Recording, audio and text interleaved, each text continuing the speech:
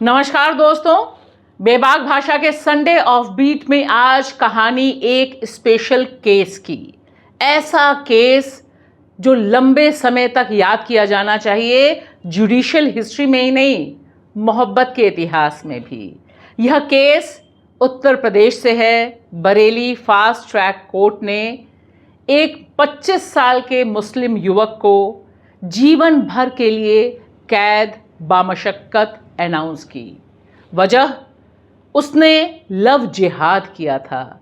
22 साल की हिंदू लड़की के साथ उसे प्रेम था और वह लड़की अदालत के सामने खड़े होकर बार बार यह गुहार लगाती रही कि मैंने इससे पहले अपने प्रेमी के खिलाफ जो स्टेटमेंट दिया था वह परिवार के दबाव में दिया था, क्योंकि मेरे परिवार के ऊपर जो हिंदूवादी संगठन हैं वह दबाव डाल रहे थे, उनका जीना मुहाल कर रखा था।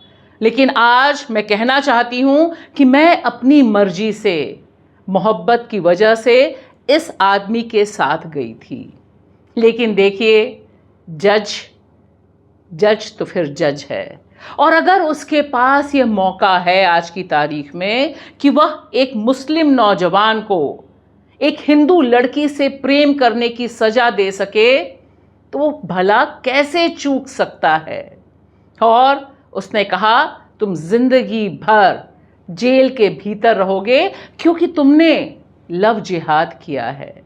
ये कोई फिल्म की कहानी नहीं है। इस जज को ध्यान से देखने की जरूरत है, क्योंकि यह जज बहुत खास है। इनका नाम है जज रवि कुमार दिवाकर, और यह बताते हैं कि यह मामला एग्जाम्पल ऑफ लव जिहाद है, यानी लव जिहाद का सबसे बड़ा उदाहरण है। और फिर वह लव जिहाद को एक्सप्लेन भी करते हैं। आइए उनके शब्दों में जानते हैं। The primary aim of love jihad is to alter demographics and stir international tensions driven by radical fractions within religious groups. It refers to deceptive conversion of non-Muslim women to Islam through fraudulent marriages.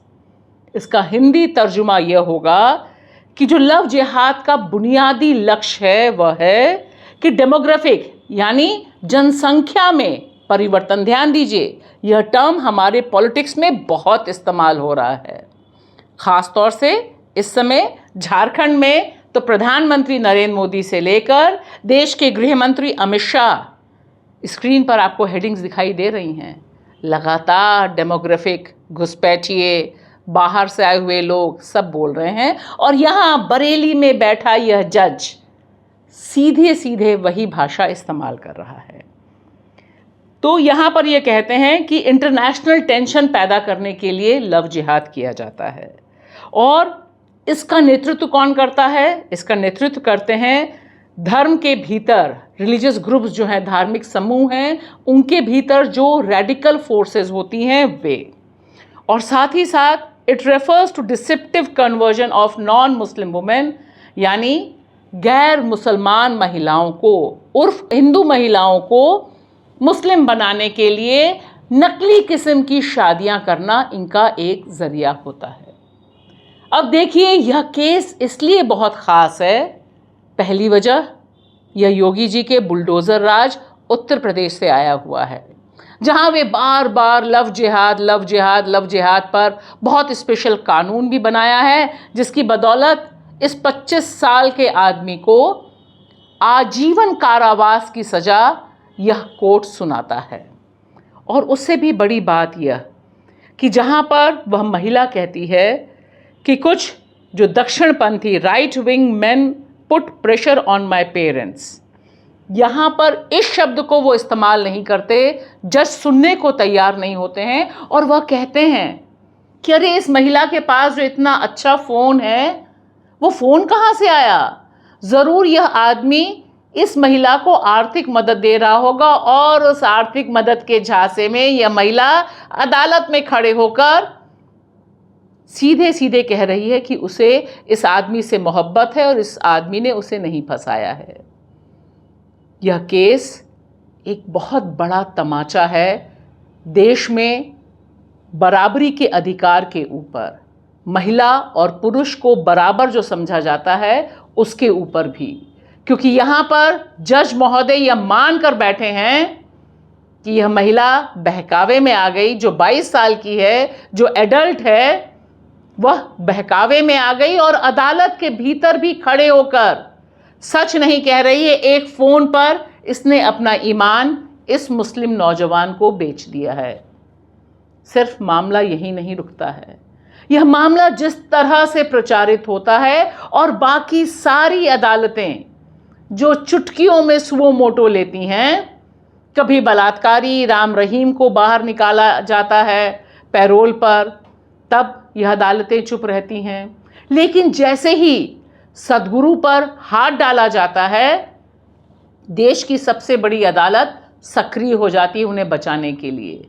लेकिन यहाँ पर उत्तर प्रदेश के बरेली में यह जज जब सीधे सीधे एक ऐसी टर्मिनोलॉजी का इस्तेमाल करते हुए हमारे सामने आते हैं, तब हमारे देश के कॉन्स्टिट्यूशन पर ही खतरा उठता है।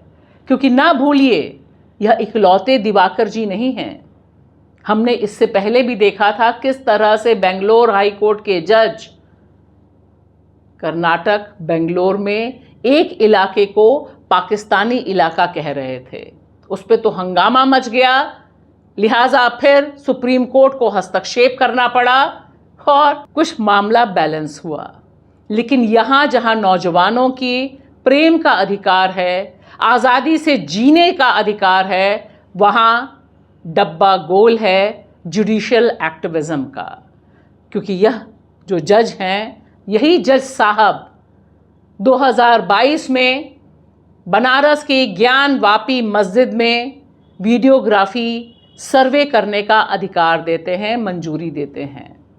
और यही शख्स वजू खाने पर भी एक विवादित स्टेटमेंट देते हैं, वहाँ पर मंजूरी देते हैं कि वहाँ पर पूजा अर्चना की जानी चाहिए। और अंत में मैं इसे जोड़ना चाहूँगी कि किस तरह से जो जुडिशरी है उसके भीतर इतनी भीषण मनुवादी सोच, महिला विरोधी सोच है।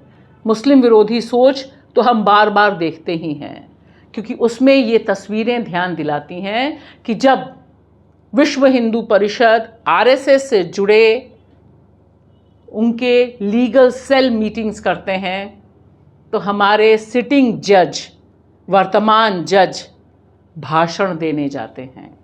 यह कनेक्ट बहुत साफ है, क्योंकि यह कनेक्ट आज के नौजवानों के खिलाफ है, जो अपनी मर्जी से अपनी ज़िंदगी जीना चाहते हैं। इस तरह का जो जजमेंट आया है, उसका अगर विरोध नहीं हुआ तो कल कानून के गलियारे में, अदालतों में यही नया नॉर्मल हो जाएगा, जिस दिशा में सारा का सारा प्रोसेस चल रहा है। शुक्रिया।